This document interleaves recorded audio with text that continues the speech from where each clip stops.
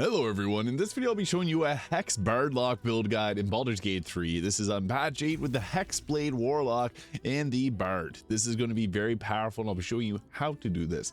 We're going to first start off as a Warlock for two reasons. One of the best cantrips in the game, Eldritch Blast. We also can get Booming Blade at the very start of the game. In addition to this, with the Hexblade we'll be able to use Charisma for our weapon attack rolls and for our casting.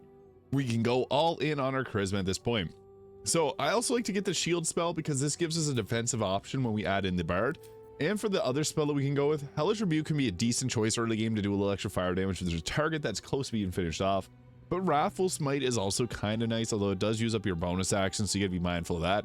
Possibly frighten your target, and it does a little bit extra psychic damage. We're gonna take the Hellish Rebuke and the shield spells there. Just you can also go with the Wrathful Smite if you'd like. Now for our ability scores. Dexterity is gonna be nice because we do need some armor class, so this can go up to we'll take that to 15 there, or 16.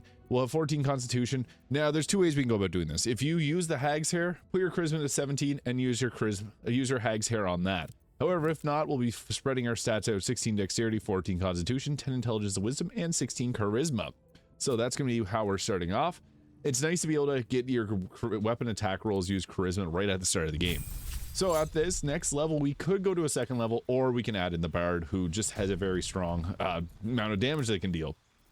So level 1 Bard, we're going to take Vicious Mockery. It's a pretty funny cantrip. I also like to have Minor Illusion because you can use this to group enemies together. Mage Hand is also quite nice. As for the spells we'll be going with, we have a nice bonus action heal with Healing Word. If someone that's downed, you can pick them back up with it. Thunderwave for the easy knockouts if someone's close to a ledge. Longstrider can increase movement speed by 3 meters, which is quite nice. You can also see there it says level 1 Warlock spell slots. It's kind of funny, it's still using that. But Dissonant Whispers is another nice one. Tasha's Hideous Laughter or Longstrider. I'm going to go with Longstrider there. So we'll roll with that for our first level. And into level 3 total, we got our Jack of all trades. Half our proficiency bonus is added to ability checks we're not proficient in. And an extra Song of Rest, which is nice because that'll give us our Warlock spell slots back. So pretty good. And then we get to take ourselves another spell slot here. Fairy Fire, again, Tasha's Hideous Laughter, kind of the two best that you can choose from there. Even Sleep is nice early game because this doesn't require concentration and you can put 3 goblins to sleep. So that's another option you got early game. Now level 3, we get to College, choose our subclass. College of Glamour in patch 8, not that strong. We're going to stay with the College of Swords. This just makes it the strongest. It makes sense. We also get level 2 spells with Hold Person being top priority there. And for our fighting style, depends if you're going to wear a shield or use 2 weapons. Now, I think that the shield version of this is a little bit better. This will give us an additional 2 damage on our main hand weapon attacks. Just because we have so many uses for our bonus action that it's almost not a good idea to use it up with a weapon attack. So we're going to go with dueling. We also get the slashing flourishes, which is going to be a big component of our damage. We also get the defensive flourish, which will increase our armor class by 4, but the slashing ones lets us do, you can attack 2 targets with a ranged slashing flourish, or with a melee flourish, we can attack 2 targets that are close together. You can attack the same target 4 times once we get to level 6 of the Bard. Now level 4, we get to choose another cantrip, so Mage Hand, and we get to take another spell. Cloud of Daggers doesn't have a check, they just take damage, so that's kind of nice. Heat Metal is also not a bad spell to have. Invisibility can be okay, or Shatter can be okay. I'm going to go with the Cloud of Daggers there, just to put it in doorways. It can be kind of a nice concentration. And we're going to take our ability score improvement to boost up our charisma. This could take it to 20 at this point, and if so, I'll show you another feat that we could choose later on. Now we get ourselves the improved Bardic Inspiration to 1d8, and we recover it on a short rest, which we have multiple of now. And we get level 3 spells. Fear is nice because they can make targets drop their weapons and get disadvantage on ability checks and attack rolls. Glyph of Warding is nice because we can set this up to deal damage in an area. Plant Growth is also nice, quartering their movement speed, so no concentration, crowd control. I like the Fear spell personally. It's also an illusion spell, which we'll be able to cast as a bonus action. I'll show you how. Now level 6, this is when we get our extra attack, huge, because now we can attack the same target 4 times with a bow, which is nice. We also take Glyph of Warding for our spell, and we get Counter Charm, which advantage on saving throws against being charmed or frightened. Big, pretty nice. At level 7 here, we get ourselves another spell, and we get some nice ones. Greater Invisibility can be good. We can also cast that as a bonus action, as well as Confusion as a bonus action later on. This is with the Band of the Mystic Scoundrel, which I'll cover a bit later in the gear section, but Confusion is a very nice spell because it's a big area of effect and can shut down targets pretty nicely. Now level 8, we can go with a Greater Invisibility here, or Plant Growth for crowd control. Depends what you want to use for, I guess, crowd control. And for our feat, we'll take our charisma up to 20, although you can also take alert feat or this savage attacker. With savage attacker, you reroll your damage die twice and use the highest result, which is kind of nice. So yeah, we'll go with the ability score improvement here, just because higher charisma, just nice to have. And level 9, we get ourselves a level 5 spell, with Hold Monster being the absolute best spell to take at this level. But our next level is when we get something big, with the magical secrets, which there's a few really good ones. We also get ourselves a cantrip here. You can take Friends a little early if you'd like to. Dominate Person as an enchantment spell is nice, because we can use this as a bonus action. We can't use Planar Binding. And for magical secrets, I typically was choosing the Conjure Elemental for Water Myrmidon, which no longer will set up wet, unfortunately, so we can't abuse that with Cone of Cold. But Cone of Cold is still a very strong one. Hunger of Hadar we could take if you like using Hunger of Hadar. Personally, I think the Darkness ends up being a little bit better for us, so you could go with that. However, we do got things like Spirit Guardians as well. So you can add that if you want to add a little bit extra crowd control and damage.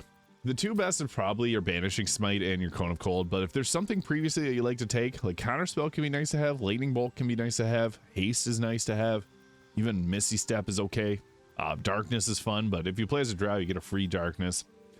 So yeah, I do think that these are probably the two best, but Conjure Elemental still is pretty good at the end of the day. Having a summon is just nice to have, but entirely up to you. You can go with the Banishing Smite. This does use your bonus action, but it can banish target to another plane of existence. Your call. This is still a nice combination, giving you a lot of use from it. For our ability scores that we'll take, I guess Arcana and History is your kind of choice there. But yeah, we got some nice abilities here. And for the next level, now we could, it's not worth going. It's better to take this for the Eldritch Invocations. We'll take 2 more spells, so you can take like Hex or Wrathful Smite. And with this, now there's a couple options. Devil's Sight is always nice because this gives you magical darkness vision, which is so useful, especially if you have a drow. You can plop down darkness and hide in it. That's probably the best invocation here. But also Repelling Blast for the pushback is really nice. Even Agonizing Blast at Charisma modifier. I typically go Agonizing Blast and Repelling, but I think Devil's Sight actually benefits us a bit more here, because then we can also be a bit of a stealthy character.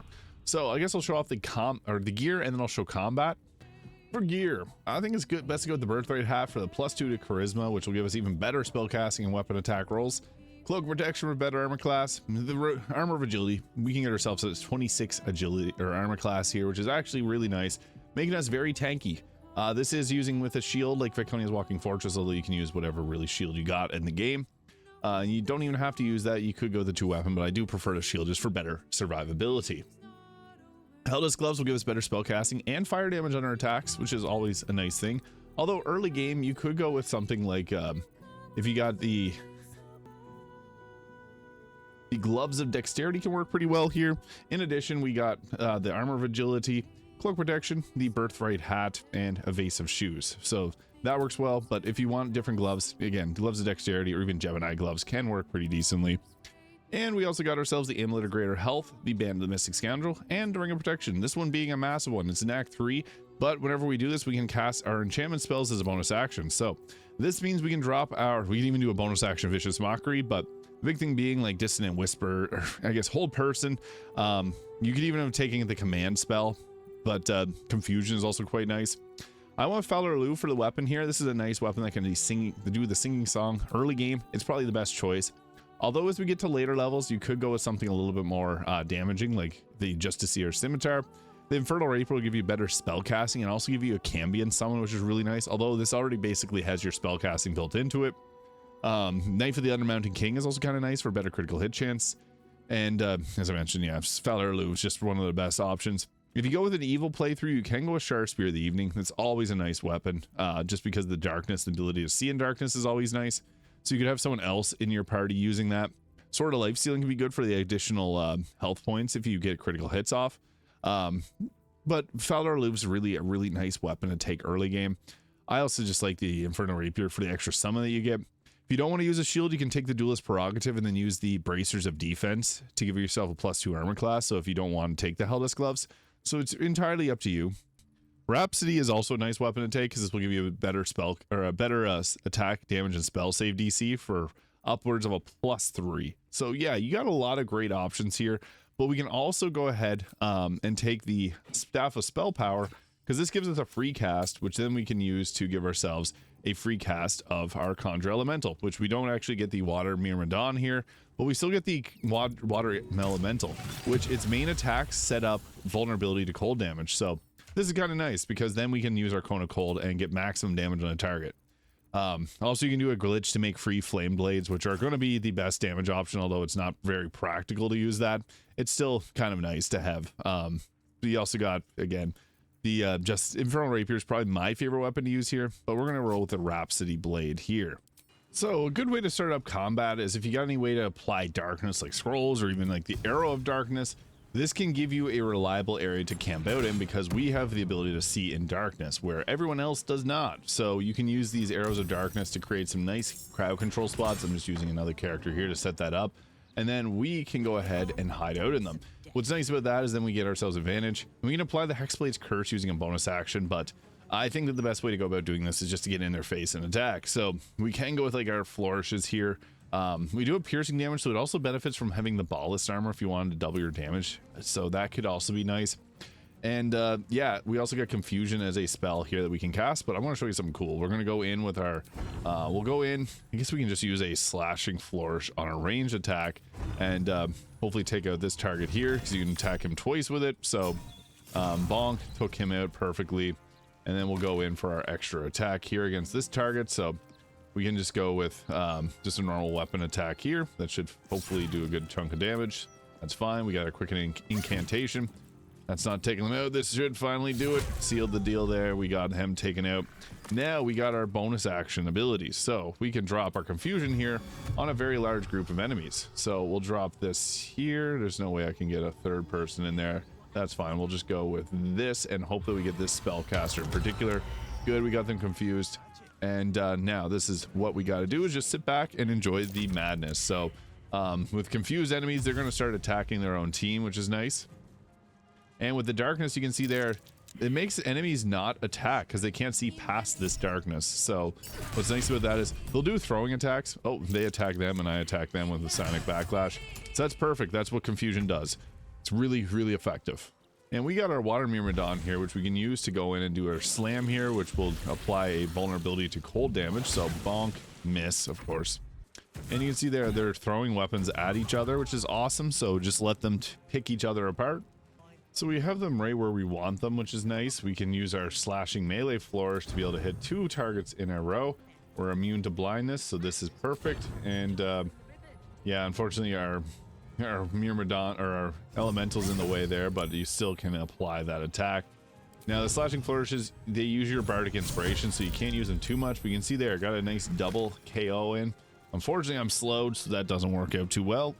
And we'll try to get our water elemental here to apply a slam attack. And it worked. There we go. They're now chilled, which means they'll take double cold damage. You can see that there. They only have 2 health left, so it's not going to be worthwhile using Cone of Cold on them, but hey, it's an option. And what's funny about Dark is they'll just continually do throwing attacks there, just bypassing the darkness, oddly enough. It's a weird glitch that's been in the game. So that's just something that can happen. Our bird will work their way around, and then it'll be our turn again. So while we hide out in the darkness, this gives us a lot of different options, but what we can do also is apply a Hexblade's Curse on a target. This will allow us to raise a Spectre. So this target here, we'll go ahead with the Hexblade's Curse, put that on them, and if we take them out, I guess we don't get the Spectre because we didn't take level 6 of the Warlock, but this will give us additional damage against them. So that's kind of nice. So you just go in and stab, took them out perfectly. That did a lot of damage. And then we can go towards our next target here. And we also, for our blade, get a +3 bonus. We can empower ourselves using that, which gives us additional, make our next attack a critical, which is super nice. But yeah, we also got Eldritch Blast 2 for an option, but I really like the slashing flourish, letting us attack a target twice. If you miss with one of them, you'll hit them with the other. So the Bardlock. I will be doing a different build where we go non-honor mode. You can do 6 levels of each, giving yourself a 6 attacks, which is pretty crazy. But let me know your thoughts in the comments below. Hit the subscribe button if you enjoyed, and I'll see you all in the next video.